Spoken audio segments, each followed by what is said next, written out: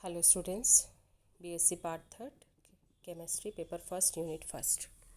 आज का हमारा टॉपिक है क्रिस्टल फील्ड थ्योरी। आज से पहले की जो क्लासेस हुई थी उनमें हमने metal ligand bonding transition metal complexes में वीबीटी क्या कहती है और क्या उसकी लिमिटेशंस है उसके बारे में हमने पढ़ा था। तो आज हम शुरू कर रहे हैं क्रिस्टल फील्ड थ्योरी। इसका इंट्रोडक्टरी पार्ट पढ़ेंगे और बहुत ही इम्पोर्टेंट पार्ट जो है इसका वो है D orbitals of central metal ion. उनकी क्या आकृति होती है, कितने प्रकार के होते हैं, उनके बारे में पढ़े और इसके क्या पोस्टुलेट्स हैं उनके बारे में डिटेल में पढ़ेंगे।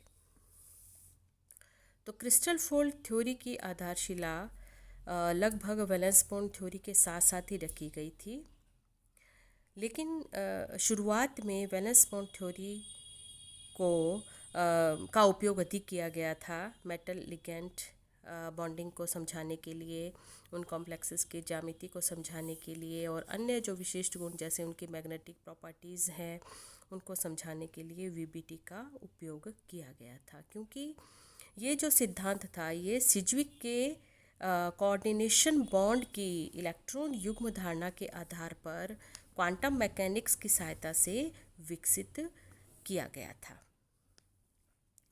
और सिज्विक की जो इलेक्ट्रॉन धारणा उस समय के जो केमिस्ट थे उनके द्वारा स्वीकार की जा चुकी थी और वैलेंस बॉन्ड थ्योरी के द्वारा जो कोऑर्डिनेशन कंपाउंड्स थे उनमें उनकी बॉन्डिंग को बहुत ही आसानी से समझाया जा सकता था। जो क्रिस्टल फील्ड थ्योरी थी वो ट्रांजिशन मेटल कॉम्प्लेक्सेस को उस समय आयनिक यौगिक के रूप में स्वीकार करती थी और जिसमें ये कहते थे कि जो ट्रांजिशन मेटल है वो धनायन के रूप में और जो लिगेंड है वो ऋणायन के रूप में उसकी कल्पना की गई थी। और जबकि वास्तव में ये जो कॉम्प्लेक्स थे सामान्यतः सहसंयोजक प्रकृति के होते हैं। तो अब वैलेंस बॉन्ड थ्योरी हालांकि बहुत सी ट्रांजिशन मेटल कॉम्प्लेक्सेस के बहुत से गुणों को एक्सप्लेन करने में सफल रहा था, लेकिन फिर भी इसमें कुछ कमियां थी। तो जो क्रिस्टल फील्ड थ्योरी थी उन कमियों को समझा सकने की उसमें एक क्षमता थी, इसलिए इसको 1950 के दशक में इस सिद्धांत को अधिक महत्व दिया गया और इसे स्वीकार किया गया। उससे पहले 1929 के लगभग बैथे नाम के साइंटिस्ट हुए थे। उन्होंने पोटेशियम क्लोराइड क्रिस्टल में का अध्ययन किया था और उन्होंने ये पाया कि जो क्लोराइड आयन से जो फील्ड उत्पन्न होता है वो केंद्रीय पोटेशियम आयन के डी कक्षकों की ऊर्जा पर पड़ने वाले प्रभाव को उन्होंने बहुत अच्छे से अध्ययन किया था। और उन्होंने ये पाया कि जब के पॉजिटिव आयन यानी जो पोटेशियम आयन स्वतंत्र होता है तो जो उसके पांचों डी कक्षक होते हैं वो समान ऊर्जा स्तर के होते हैं यानी डी जनरेट होते हैं। और पोटेशियम क्लोराइड क्रिस्टल में यानी क्लोराइड आयनों की उपस्थिति में जो उनके द्वारा क्रिस्टल फील्ड उत्पन्न होता है उन आयन के इलेक्ट्रॉन्स के द्वारा जो फील्ड उत्पन्न होता है उनकी पारस्परिक क्रिया के कारण सेंट्रल धातु आयन यानी सेंट्रल मेटल आयन यानी जो पोटेशियम आयन था उसके डी कक्षकों की ऊर्जा समान नहीं रहती, यानी उनकी जो डी जनरेसी थी वो समाप्त हो जाती है। यानी जो पांचों डी कक्षक रहते हैं वो समान ऊर्जा के न रहकर बल्कि उनकी ऊर्जा अलग अलग हो जाती है। उसके बाद में गैरिक नाम के एक साइंटिस्ट हुए। उन्होंने भी ट्रांजिशन मेटल कॉम्प्लेक्सेस में हीट ऑफ फॉर्मेशन की उन्होंने अपनी ये सिद्धांत दिए थे और उन्होंने कहा था कि उपसह संयोजन यौगिकों में जो मेटल लिगेंड बॉन्ड होता है वो पूर्ण रूप से आयनिक होता है। तो उसके बाद में धीरे धीरे ये स्टडीज़ आगे बढ़ती गई और बाद में वैलेंस बॉन्ड थ्योरी की जो कमियां थी उन कमियों को पूर्ण करने में, उन कमियों को दूर करने में क्रिस्टल फील्ड थ्योरी पूर्ण रूप से क्षमता रखती थी, इसलिए उस थ्योरी को पूर्ण रूप से स्वीकार कर लिया गया। अब क्रिस्टल फील्ड थ्योरी का मूलतः क्या सिद्धांत है कि ये थ्योरी कहती है या ये इस मान्यता पर आधारित है कि कॉम्प्लेक्सेस में मेटल्स तथा लिगेंड्स परस्पर इलेक्ट्रोस्टैटिक फोर्स ऑफ अट्रैक्शन के द्वारा बंधे होते हैं। मैं रिपीट कर रही हूँ, इलेक्ट्रोस्टैटिक फोर्स ऑफ अट्रैक्शन, स्थिर वैद्युत आकर्षण बल के द्वारा बंधे होते हैं। जो सेंट्रल मेटल आयन होता है उसके चारों ओर लिगेंड्स उसको जो घेरे हुए होते हैं उनके द्वारा एक फील्ड उत्पन्न होता है, यानी इलेक्ट्रॉनिक फील्ड उत्पन्न होता है। और ये उसी प्रकार का होता है जैसा कि आयनिक क्रिस्टलों में धनायन के चारों ओर ऋणायनों के द्वारा फील्ड पाया जाता है। अब आयनिक यौगिकों में क्या होता है कि केंद्रीय जो धनायन होता है उसके इलेक्ट्रॉन्स और ऋणायन्स के द्वारा जो इलेक्ट्रॉन्स होते हैं उनके बीच में जो प्रतिकर्षण होता है उसकी उपेक्षा कर दी जाती है, क्योंकि उसमें क्या कहते हैं कि जो उनके बीच का जो आकर्षण बल पाया जाता है उसकी तुलना में पैदा होने वाला प्रतिकर्षण बल बिल्कुल लगभग 10% होता है।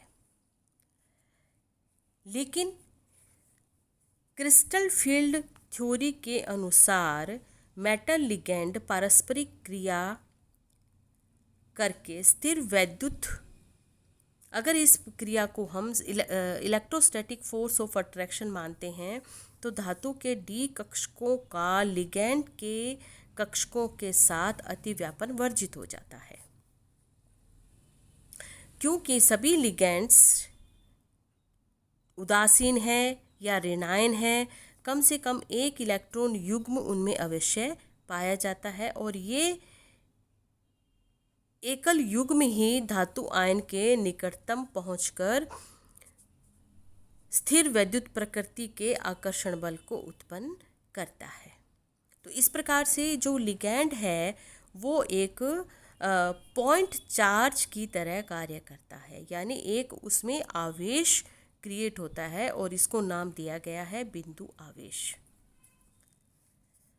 तो इस प्रकार से इन लिगेंड्स का जो फील्ड है जहां धातु आयन के साथ आकर्षण बल उत्पन्न करता है तो धातु के डी कक्षकों को प्रतिकर्षित भी करता है, और यह प्रतिकर्षण सामान्य आयनिक यौगिकों के विपरीत संकुलों के लिए अधिक महत्वपूर्ण होता है। यानी जो आयनिक यौगिकों में हमने उस प्रतिकर्षण को नगण्य मान लिया था, ये ट्रांजिशन मेटल कॉम्प्लेक्सेस के अंदर ये प्रतिकर्षण भी उतना ही महत्वपूर्ण होता है।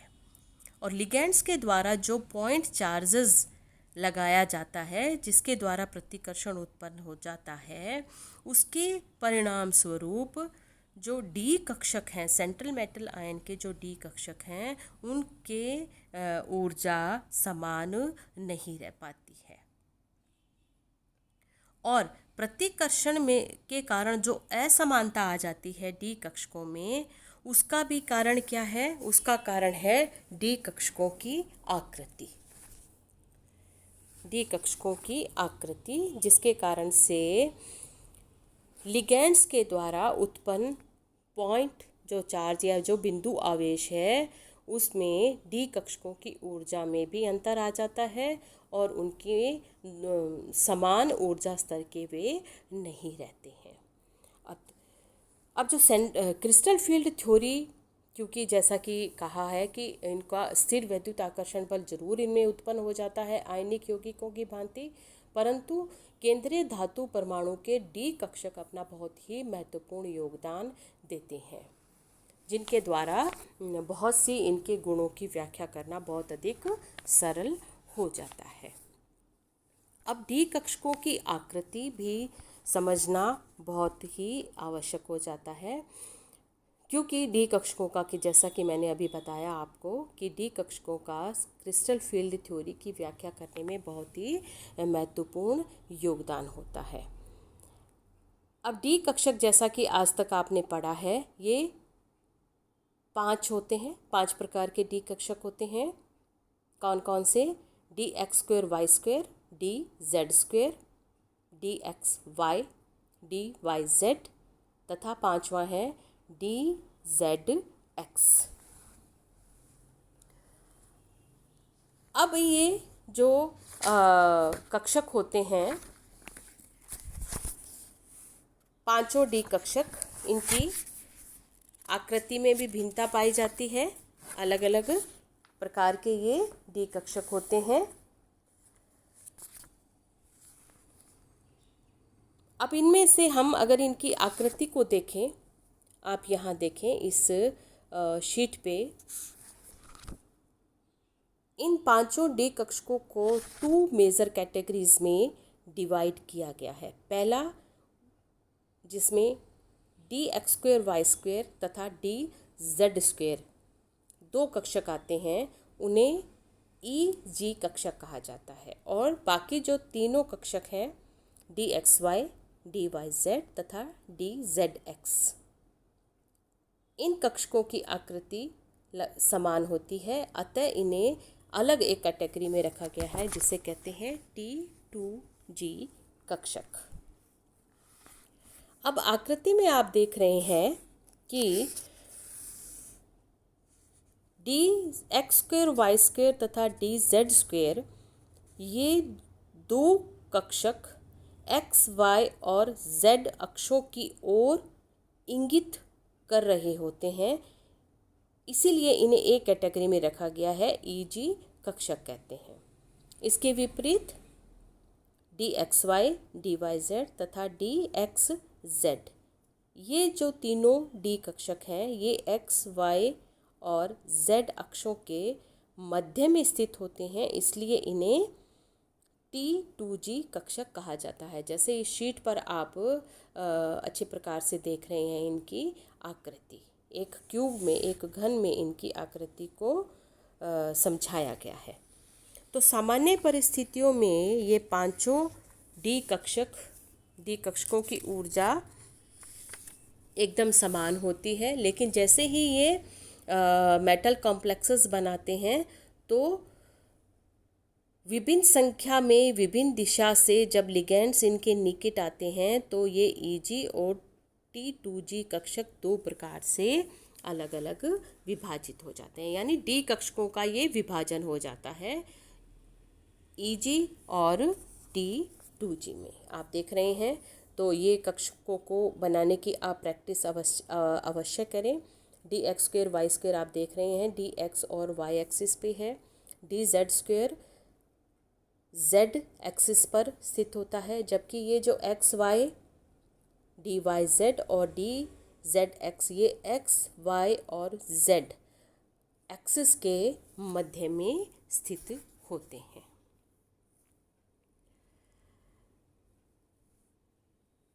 तो इस आधार पर इनके कक्षकों की, डी कक्षकों की आकृति के आधार पर इनको 2 कैटेगरीज में विभाजित किया है क्रिस्टल फील्ड थ्योरी के अंदर, ईजी और T2G में। तो इस आधार पर इनके अब पोस्टुलेट्स क्या हैं इनके, यानी क्रिस्टल फील्ड थ्योरी की क्या अवधारणाएं हैं, क्या अभी इसके अभिग्रहित हैं। तो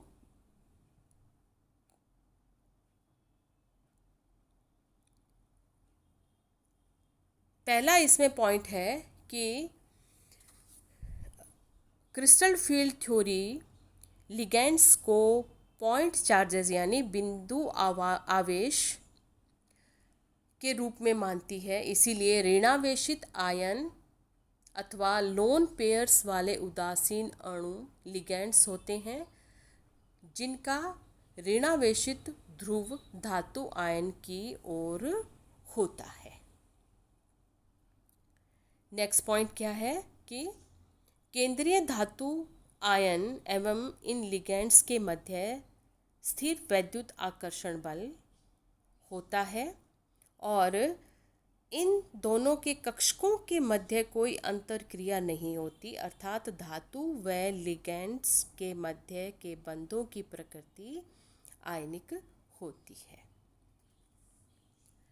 केंद्रीय धातु परमाणु अथवा आयन के पांचों डी कक्षक समान ऊर्जा वाले होते हैं, यानी डी जनरेटेड होते हैं, लेकिन संकुल बनाने के लिए जो ही लिगेंड्स इनके संपर्क में आते हैं, इनकी ऊर्जा समान नहीं रह पाती और वे विभिन्न ऊर्जा वाले कक्षकों में विभाजित हो जाते हैं। और इस विभाजन के फलस्वरूप कुछ डी कक्षक अपनी औसत ऊर्जा स्तर से कम ऊर्जा वाले हो जाते हैं, जबकि शेष कक्षक उच्च ऊर्जा वाले कक्षक हो जाते हैं। इसके बाद इनमें इलेक्ट्रॉन्स का हुन्स के नियम के अनुसार पुनर्वितरण हो जाता है। इस प्रक्रम में चूँकि काफ़ी इलेक्ट्रॉन्स लोअर एनर्जी लेवल पर चले जाते हैं तथा कुछ मात्रा में इसमें ऊर्जा मुक्त होती है, और ये ऊर्जा जो मुक्त होती है ये क्रिस्टल क्षेत्र स्थायीकरण ऊर्जा कहलाती है, क्रिस्टल फील्ड स्टेबलाइजेशन एनर्जी। तो आज के लिए इतना ही। Thank you.